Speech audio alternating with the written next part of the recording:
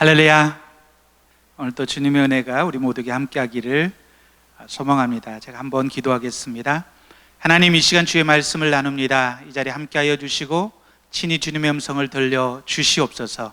감사함이 예수님의 이름으로 기도드렸습니다. 아멘. 우리 인생에서 계획을 세우는 일은 굉장히 중요합니다. 계획 없이 살겠다는 것은 마치 나침반 없이 항해를 해보겠다는 것처럼 무모한 일이죠.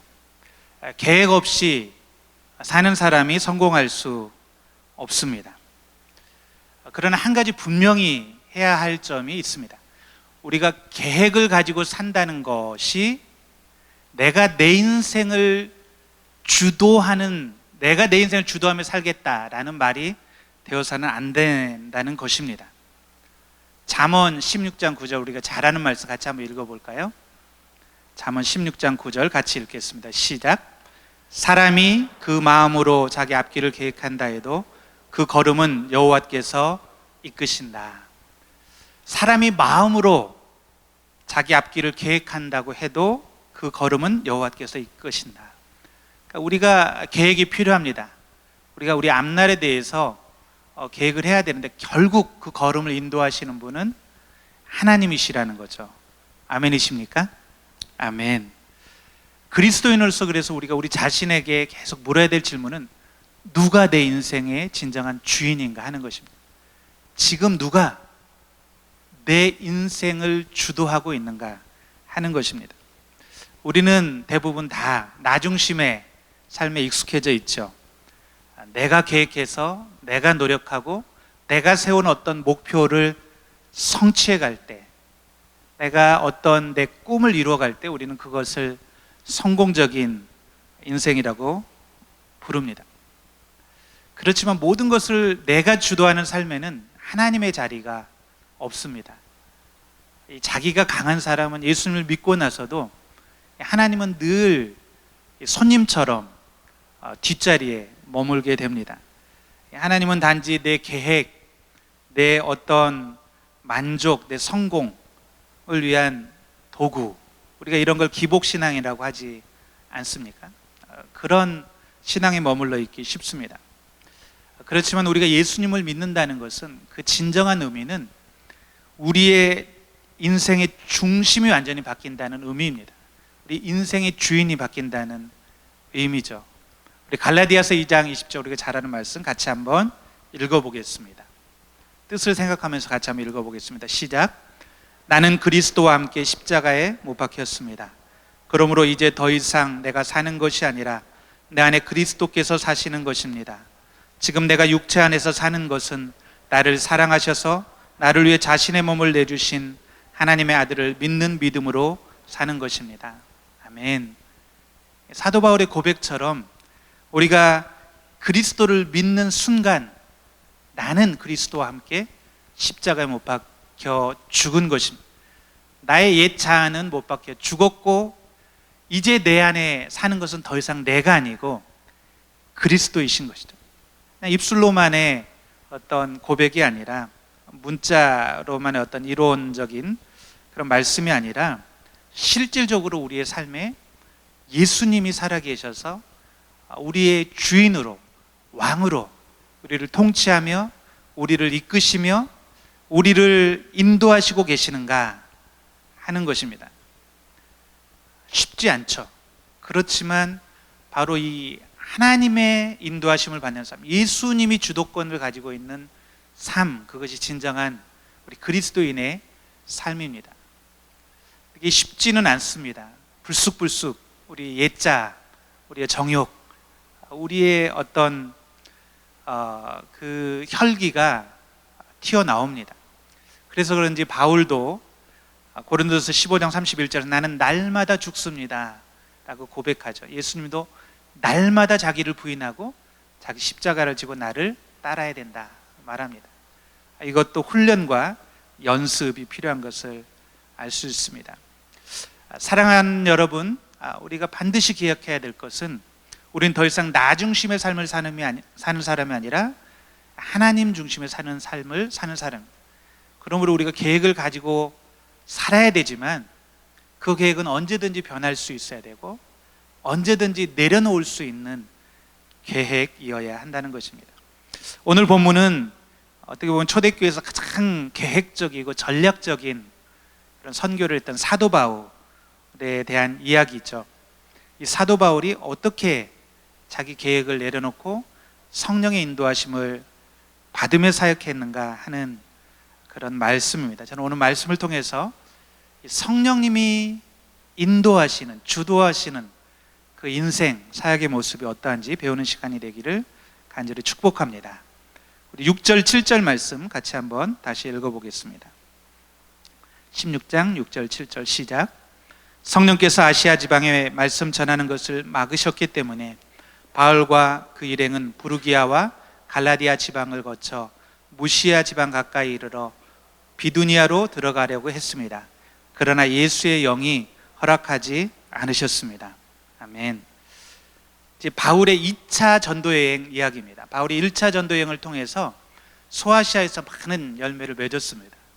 너무나 바울에게는 정말 감격적이고 흥분되는 그런 사역이었기 때문에 다시 한번 2차 전도여행을 떠납니다. 사소한 문제가 있긴 했으면 바나바와 다투고 헤어지는, 그렇지만 그가 처음 와서 개척했던 더베와 루스드라 지방에 와서 소아시아 지방에 와서 다시 말씀을 전하는데 많은 사람들이 듣고 반응하고 회개하는 역사가 있었습니다. 많은 열매가 있었습니다. 그래서 5절에 보면 이렇게 해서 교회들은 믿음 안에서 더욱 굳건해지고 그 수가 날마다 늘어났습니다 라고 말합니다. 막 그 열매들이 있고 숫자가 늘어나고 교회들이 이렇게 늘어나는 것을 보고 성도들이 믿음 안에 굳게 서는 것을 보고 바울은 더욱 힘써서 그곳에서 사역하고자 했습니다. 그런데 굉장히 당황스러운 일이 일어납니다. 6절에 방금 읽은 6절을 보니까 성령께서 아시아 지방에 말씀 전하는 것을 막으셨기 때문에 그렇습니다. 성령님께서 아시아 지방에서 말씀 전하는 것을 막으셨습니다. 여러분 당황스럽지 않습니까? 말씀 전하는 일이 얼마나 좋은 일입니까? 얼마나 하나님 기뻐하시는 일입니까? 하나님이 기뻐하시는 일을 하는데 성령님께서 그것을 막으셨습니다. 여기서 무엇을 배웁니까? 막으시는 것도 하나님이 하시는 일이다 라는 걸 배우죠. 한번 따라서 해볼게요. 막으시는 일도 성령의 일입니다. 우리가 어떤 그 선한 일을 계획하고 행하면 하나님 축복해 주시고 하나님이 길을 열어주시고 형통케 해주시고 이런 걸 기대하는데 하나님이 막으시기도 하신다. 이 본문에서 이 막았다는 표현 원어에 보면 굉장히 강력하게 금지하다, 반대하다라는 의미입니다. 그러니까 사도 바울이 명확하게 알 수 있는 방법으로, 명확하게 깨달을 수 있는 방법으로 성령님께서 이 전도 사역을 막았다는 것을 알 수 있습니다. 사도 바울이 어떤 사람입니까? 굉장히 전도의 열정이 충만하고 자기 의지가 강한 사람이죠. 6절에 보면 성령님이 막으셨는데도 불구하고 바울과 그 일행은 부르기아와 갈라디아 지방을 거쳐서 무시아 지방 가까이 이르러 비두니아로 들어가려고 했습니다. 그러니까 지금 터키 지방이죠. 이 내륙 북동쪽으로 계속 이동한 것입니다. 새로운 지역, 하나님 막으시니까 새로운 지역에 가서 새로운 지역을 개척하려고 막 합니다. 그래서 어디까지 가냐면 비두니아 지방이 저 북쪽 흑해 바로 밑입니다. 그러니까 아주 북동쪽까지 올라가서 아마 키로로 따지면 수백 킬로가 될 것 같습니다. 수백 킬로를 막 걷고 시도하고 이렇게 간 거예요. 그랬는데도 그러나 예수의 영이 허락하지 않으셨습니다. 그랬습니다. 예수의 영이 허락하지 않았습니다. 그러니까 사도 바울의 이런 전도의 열정이 잘못된 것은 아니죠. 사도 바울의 이 열정이 잘못된 것은 아닌데 지금 사도 바울로서도 굉장히 처음 겪어보는 일이 아니었을까. 그래서 이 하나님의 뜻을 분별하지 못했던 것 같아요. 하나님이 왜 막으시는가 분별하지 못했기 때문에 계속 자기 의지로 새로운 것을 전하려고 이제 개척을 하려고 시도를 하는데, 사도 바울이 빨리 깨닫지 못했기 때문에 사도 바울뿐만 아니라 그 일행들이 있었던 것 같아요. 그 일행들이 굉장히 고생하죠. 그러니까 리더가 분별력이 없으면 이 팔로워들이 함께 고생을 하게 되는데, 수백 킬로를 그냥 헤매고 다니는 거죠. 사도 바울이 여기서 더 빨리 깨달았다면 아마 어땠을까 하는 아쉬움이 있습니다. 아마 사도 바울로서도 처음 경험해보는 일이었기 때문에 그럴 리가 없다, 또 새롭게 시도하고 아시아에서 여러분들은 어떠십니까? 이런 경험이 있으십니까? 뭔가를 선한 일을 해보려고, 주님을 위해서 아니면 어떤 계획을 세우고 해보려고 그러는데 계속 길이 막히는 거예요. 이리 가도 막히고 저리 가도 막히고, 뭐 좌우 동서남북 뭐 길이 겹겹이 막히는 경험, 굉장히 당황스럽죠.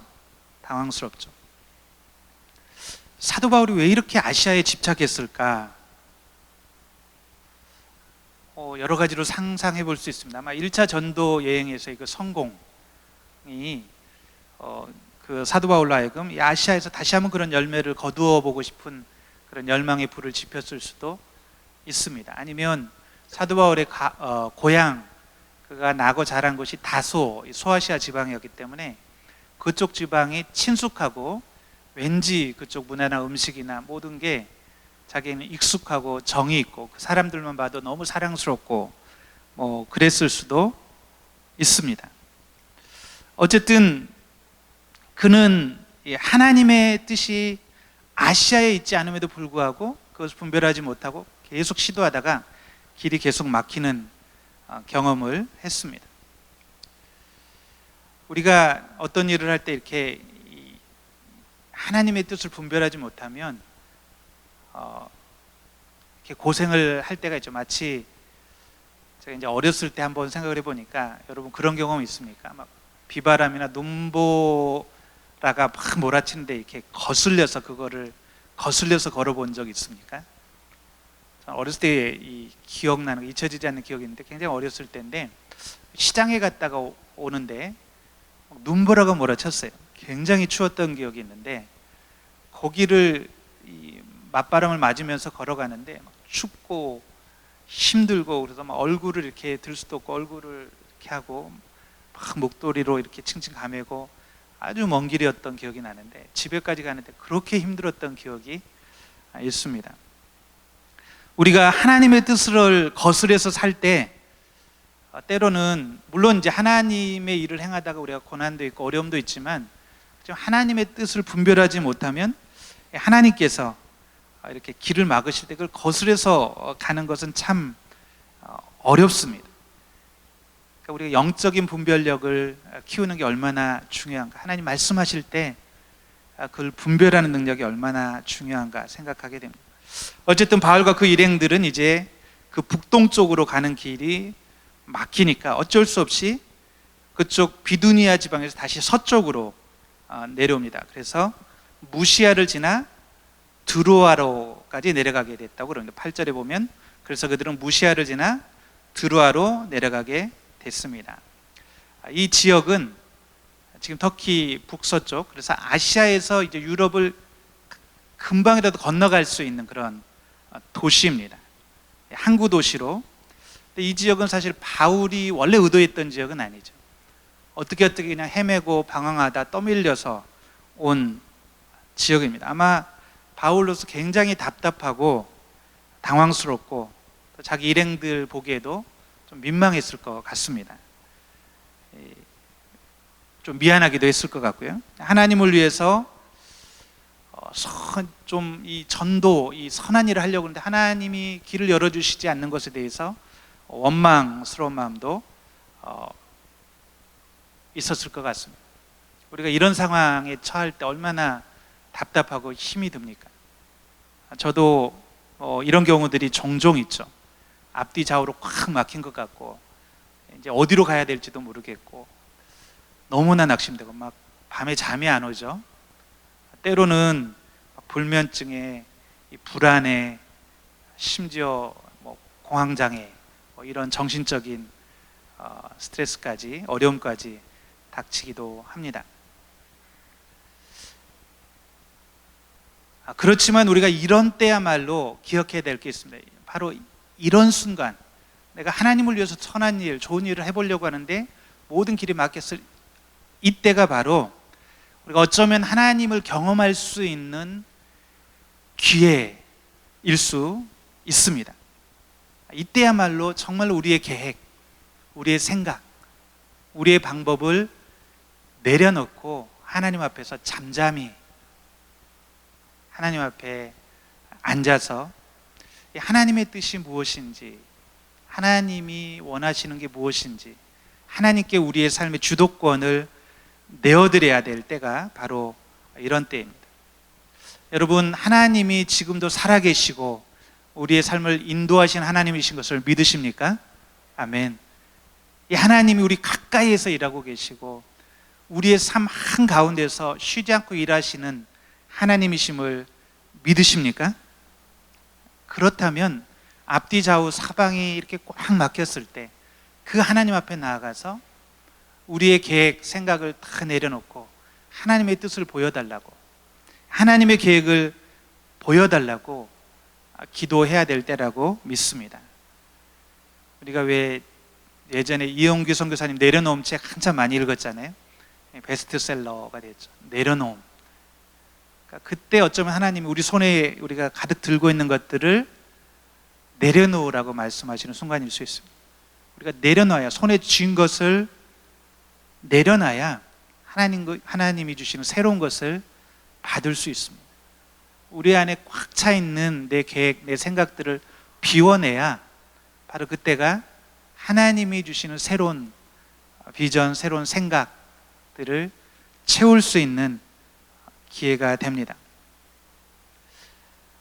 저 자신도 그렇고 또 가끔 우리 선교사님들을 이렇게 상담하다 보면 우리 선교사님들 중에 본인의 계획, 사역 이거를 내려놓기 힘들어서 굉장히 고통스러워하는 경우들을 보게 됩니다. 나는 이 나라에 가야 되는데 길이 막혀서 어떻게든 가야 되는데 막 너무 힘들어하는 경우들을 보게 됩니다.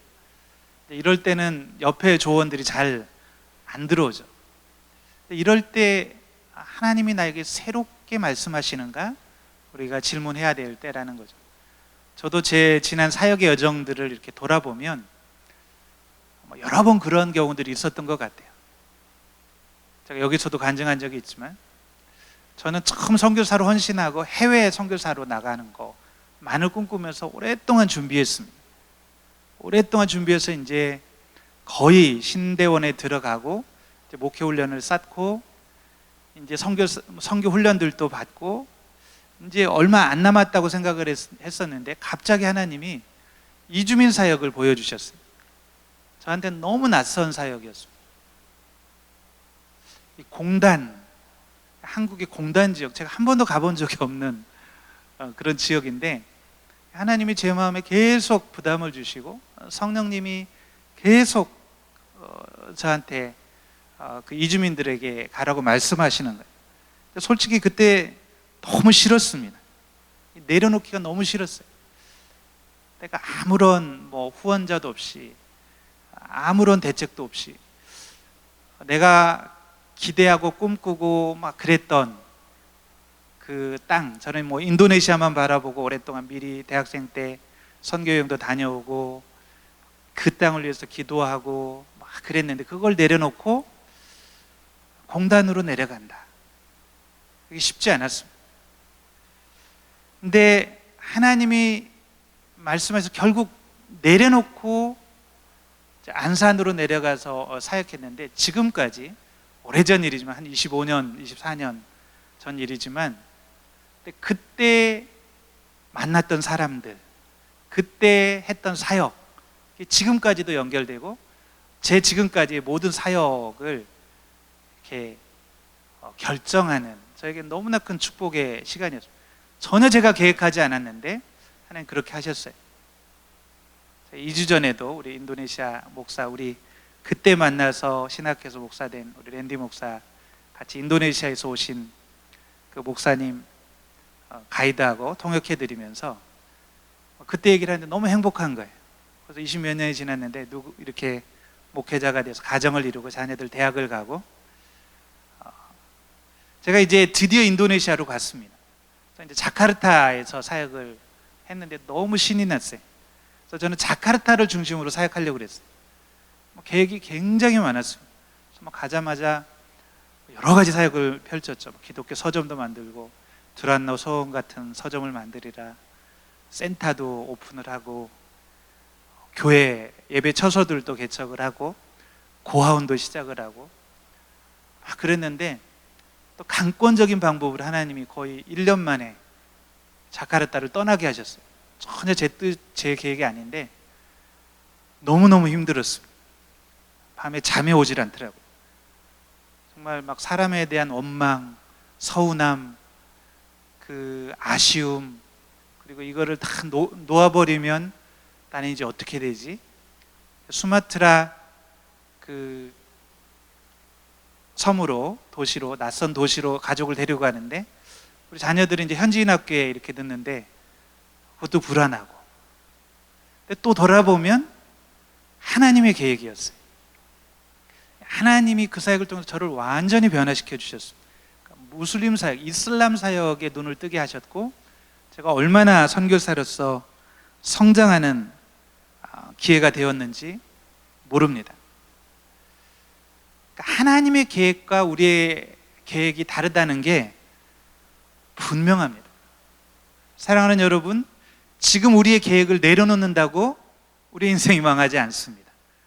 우리의 계획을 내려놓는다고 우리가 죽지 않습니다. 오히려 내가 죽고 내 안에 그리스도가 사는 것, 내 안에 하나님의 뜻이 나타나는 것이, 이게 형통의 비결이죠.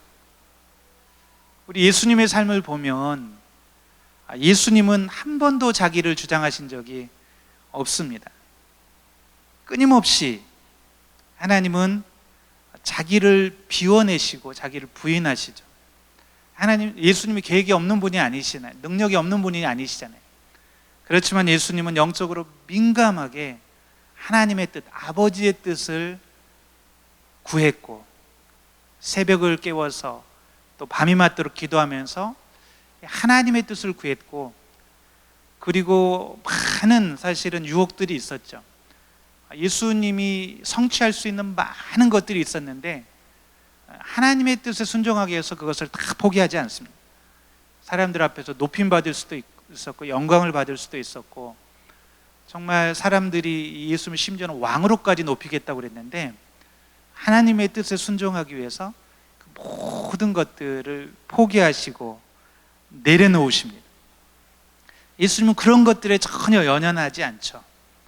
예수님에게 중요했던 것은 하나님의 뜻, 아버지의 뜻, 예수님을 이 땅에 보내시고 예수님을 부르시고, 그리고 예수님을 통해서 구원의 일을 이루시기 원하셨던 그 하나님의 뜻, 그 십자가에 순종하기까지 예수님은 하나님의 계획, 하나님의 뜻에 순종하십니다. 그리고 마지막 순간에 내 원대로 마옵시고 아버지의 원대로 되기를 원하나이다. 그랬을 때 그 예수님의 삶이 하나님 앞에 얼마나 놀랍게 쓰임을 받고 얼마나 놀라운 역사를 이루었습니까? 이 하나님의 구원의 역사를 이루셨죠. 하나님 앞에 내 계획을 내려놓고 하나님의 뜻에 순종하는 이 태도가 얼마나 중요한지 모릅니다. 모세라는 인물도 알고 있죠. 모세가 자기가 유대인으로서 그가 이스라엘 민족에 대한 마음을 잃어버리지 않았습니다. 하루는 밖에 나갔다가 이집트 사람이 히브리 사람을 치는 것을 보고 격분해서 그 이집트 사람을 쳐 죽이죠. 그리고 그는 이것이 자기 민족을 살리는 길을 생각했고 민족들이 자기를 지지해 줄 거라고 생각을 했는데 전혀 엉뚱한 결과가 나왔죠. 그는 자기가 자기 힘으로 자기 손으로 뭔가를 할 수 있을 거라고 생각을 했지만 결국 그는 동족에게 외면당하고 그는 미디안 강화로 도망가서 40년을 살게 됩니다. 목자 생활을 하죠. 완전히 자기가 비워지는 시간이었고 자기를 내려놓는 시간이었습니다. 훈련의 기간이었습니다. 그 광야에서 그는 자기가 온전히 죽고 깨어지고 없어지는 경험을 하고 그랬을 때 하나님께서 그를 부르시고 그를 사용하시지 않습니까? 사랑하는 여러분, 우리 안에 내 계획, 내 생각, 내가 온통 가득 차 있으면 하나님께서 쓰실 수가 없습니다.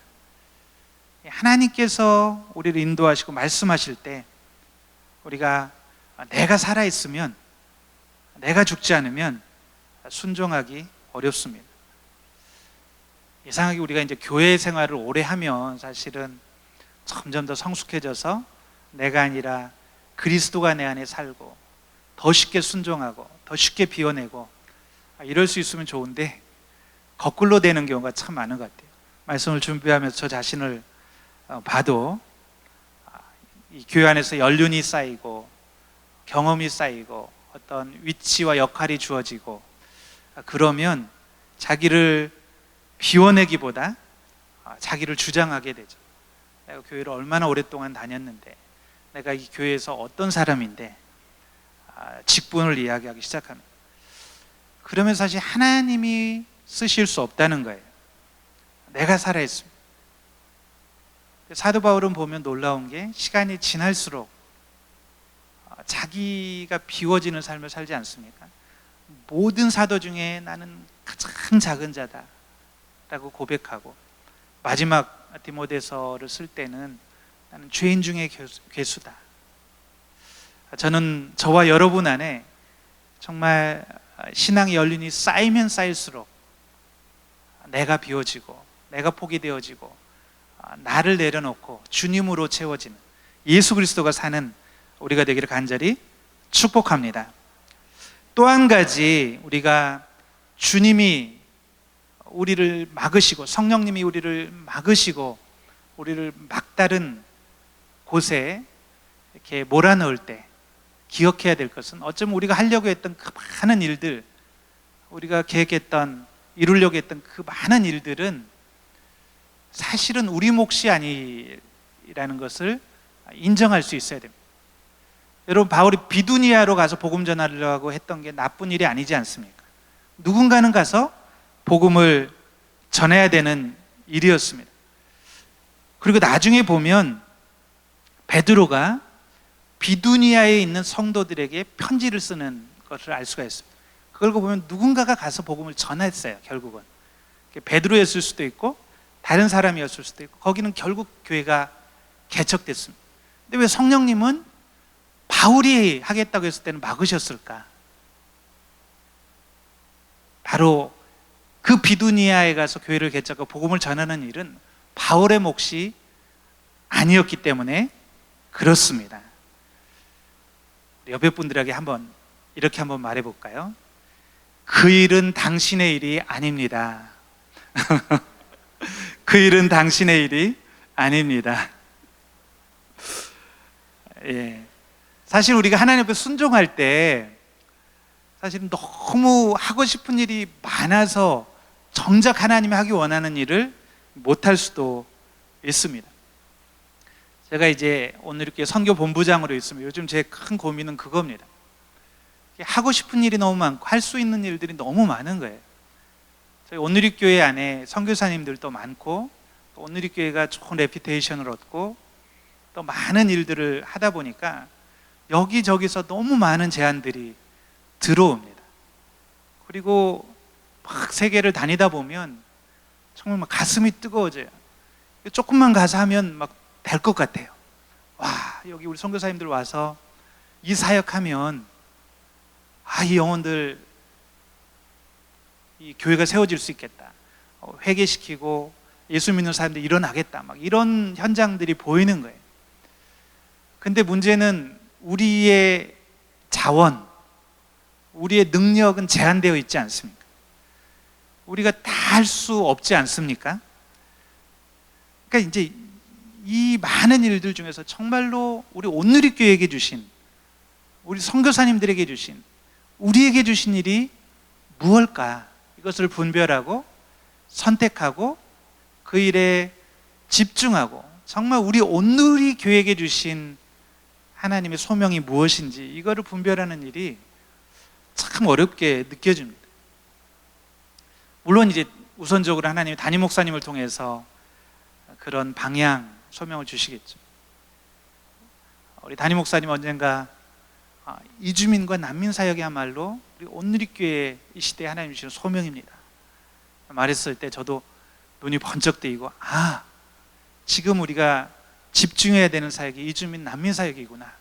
그래서 우리 온누리교회가 굉장히 앞서가서 이주민 난민 사역을 하고 있죠. 그래서 많은 열매들이 있습니다. 근데 사실 이주민 난민 사역도 중요하고 또 다른 많은 소중한 사역들이 있는데 과연 이 중에 어떤 것을 우리가 해야 되고 어떤 것은 다른 교회 또 다른 사람을 통해서 하실까? 넬슨 제니스 박사님이라고 우리 온누리교회 선교 자문해 주셨던 분이 우리한테 가장 크게 자문해 주었던 말이 온누리교회가 왜 온누리 선교를 다 하려고 하십니까? 언제 하나님이 온누리교회한테 온누리 선교를 다 하라고 그랬습니까? 전 세계 교회를 하나님은 통해서 일하시고 계시고 전 세계 선교사님들과 성도들 통해서 하나님 일하시는데 그 중에 온누리교회는 그 중에 원어브 일부의 사역을 맡기신 겁니다. 그걸 찾으십시오. 그런 것 같습니다. 우리가 다 할 수는 없죠. 그래서 포기하는 것도 내 일이 아닌 것을 분별하는 것도 이것도 굉장히 중요한 일이겠구나 하는 생각을 하게 됩니다. 그러니까 사도 바울로서 너무나 아쉽고 당황스러운 일이겠지만 왜 비두니아에서 이 소아시아에서 복음을 전하지 못하게 하시는가? 그거는 다른 사람들의 몫인 거죠. 하나님이 이미 예비하신 다른 사도들이 있는 것이고 사도 바울에게 주시고자 하시는 소명은 따로 있는 것이죠. 9절을 같이 한번 읽어보겠습니다. 시작. 한밤중에 바울은 마게도니아 사람이 있어서 마게도니아로 와서 우리를 도와주시오 라고 간청하는 환상을 보았습니다. 사도 바울이 드로아에서 너무나 막막함 가운데 있을 때 아마 하나님 앞에 나아가 기도한 것 같습니다. 하나님의 음성을 기다렸던 것 같은데 한밤중에 환상 중에 하나님이 바울에게 말씀하셨습니다. 마게도냐 사람을 보여주시고 그 마게도냐 사람 입술을 통해서 마게도냐로 와서 우리를 도와주십시오 라고 말합니다. 당시 사도 바울의 이 생각 속에 이 유럽은 아직 들어와 있지 않았습니다. 품어지지 않은 사람들이었습니다. 사도 바울이 품었던 사람들은 소아시아에 있죠. 근데 성령님은 전혀 새로운 지역, 새로운 사람들을 보게 하신 것이죠. 아마 인간적으로는 사도 바울이 생각할 때 마게도냐 그러면 그들에게 복음을 전해야 될 필요가 있을까? 그러니까 우선적으로 그들에게 복음을 전해야 된다고 생각을 못했던 것 같습니다. 마게도냐 사람들은 인간적으로 보면 부족함이 없었던 사람들이죠. 알렉산더 대왕을 배출한 지역 아닙니까? 그리고 이후에 이제 사도 바울의 이 전도 여행을 보면 이 마게도냐 지역은 헬라 문화가 아주 꽃피고 있던 지역이었습니다. 이 고린도에 보면 철학자들이 넘쳐났고 그리고 이 로마 제국의 이 풍요와 화려한 생활이 이 아주 넘쳐나는 사람들이 그런 삶을 즐기고 있는 그런 곳이었습니다.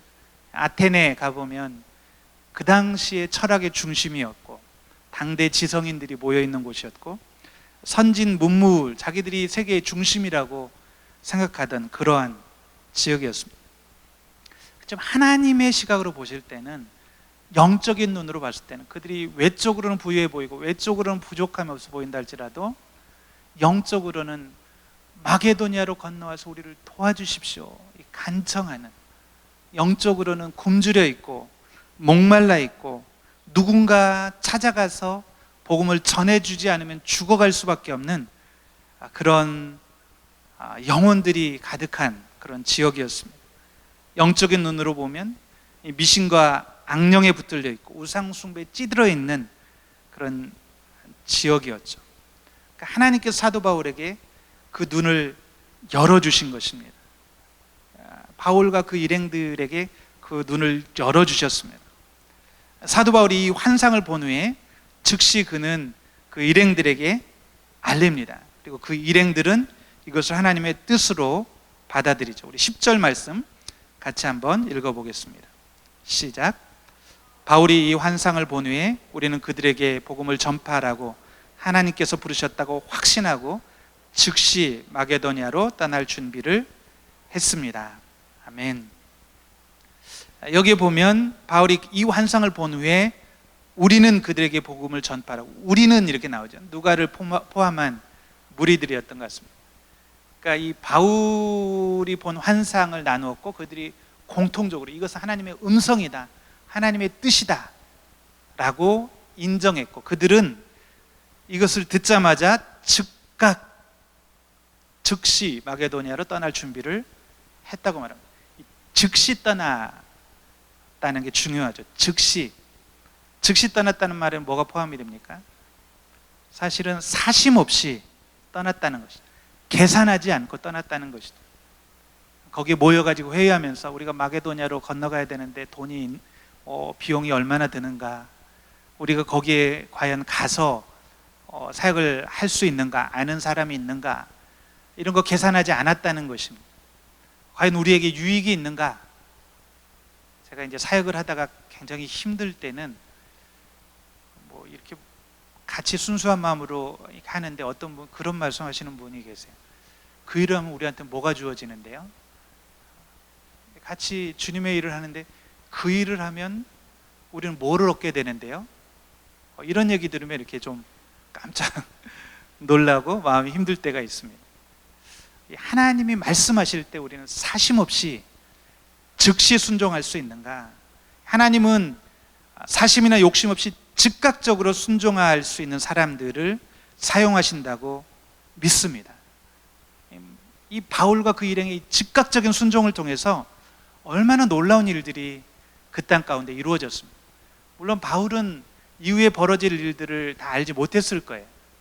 그렇지만 우리는 알지 않습니까? 이 복음이 유럽으로 건너갔기 때문에 나중에 이 아시아가 다 이슬람화되고 다 길이 막혔을 때 2000년 동안 복음이 유럽에 머물러 있을 수가 있었고, 그 유럽을 통해서 전 세계로, 지금 아시아로, 또 아프리카로, 남미로, 오세아니아로 복음이 확장돼서 오늘날 우리가 이런 놀라운 복음의 역사를 경험하고 있지 않습니까?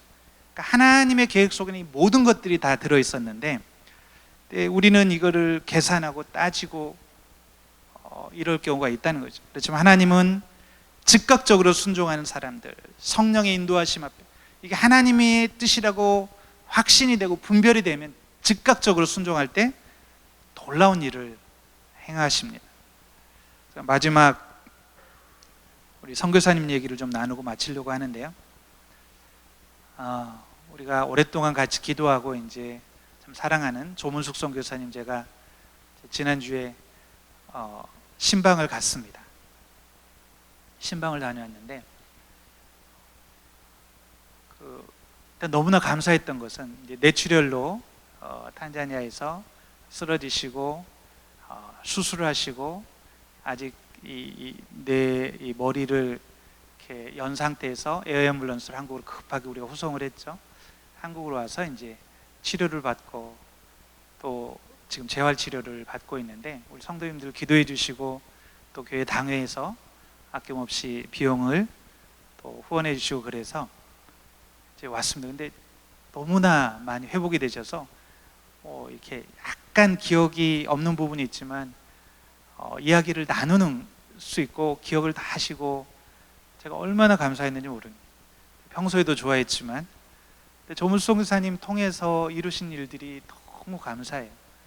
우리 그 탄자니아에 그 조문숙 선교사님 그 사역했던 지역이 사실은 지난 1600년 동안 무슬림 지역입니다. 기독교가 들어가 본 적이 없고 한 1000년 이상 무슬림이 있는 지역입니다. 온누리교회에 입양한 스와힐리 종족이 아주 강하게 자리 잡고 있는 지역인 거죠. 근데 우리 이영재 선교사님 그리고 조문숙 선교사님 그 지역에 들어갔고, 정말 열악한 지역인데 그런 데서 어떻게 사역을 하실까? 저는 지금 생각해요. 제가 한번 다녀와 봤는데 제가 갔던 선교지 중에서 가장 열악한 곳입니다. 60대 그곳에 가셔서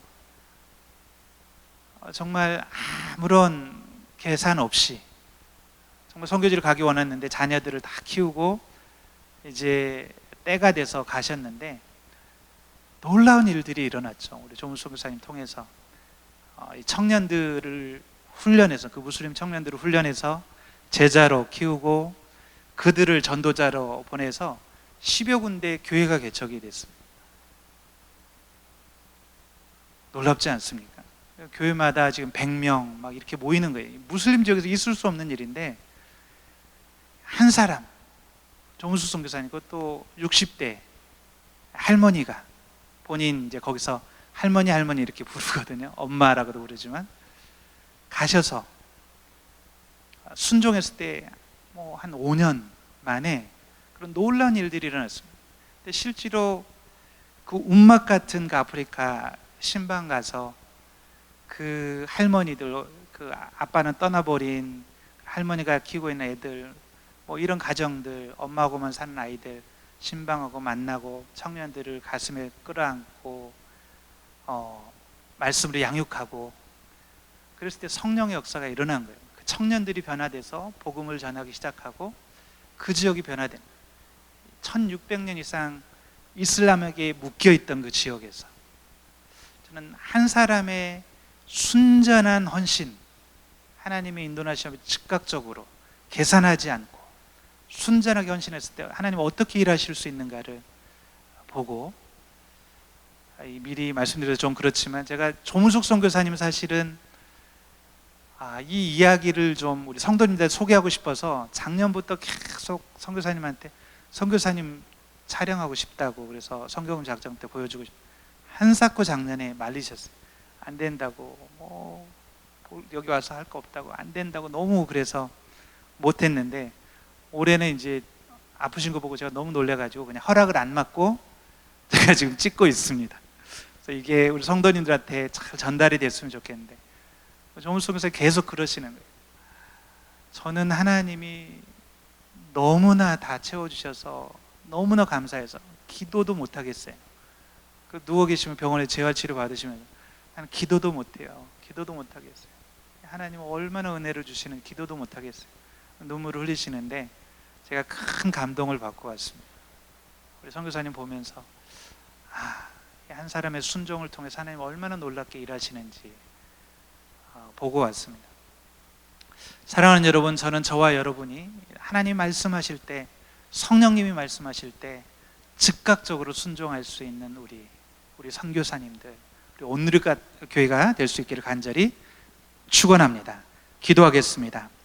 살아계신 하나님, 우리가 성령의 인도하심에 민감하게 도와 주시옵소서. 성령께서 놓으라고 말씀하실 때 포기할 수 있는, 내려놓을 수 있는 그런 순종과 또 마음의 용기를 허락하여 주시고, 또 하나님께서 새로운 지역을 보여주시고 새로운 비전을 보여주실 때 계산하지 않고 즉각적으로 순종할 수 있는 순전한 마음 허락하여 주시옵소서. 우리 온누리교회 선교사님들, 우리 온누리교회 모든 성도님들이 이렇게 주님 앞에 순종함으로 전 세계 곳곳에서, 열방 곳곳에서 사도행전과 같은 놀라운 성령의 역사가 나타나게 도와 주시옵소서. 감사하며 예수님의 이름으로 기도드렸습니다. 아멘.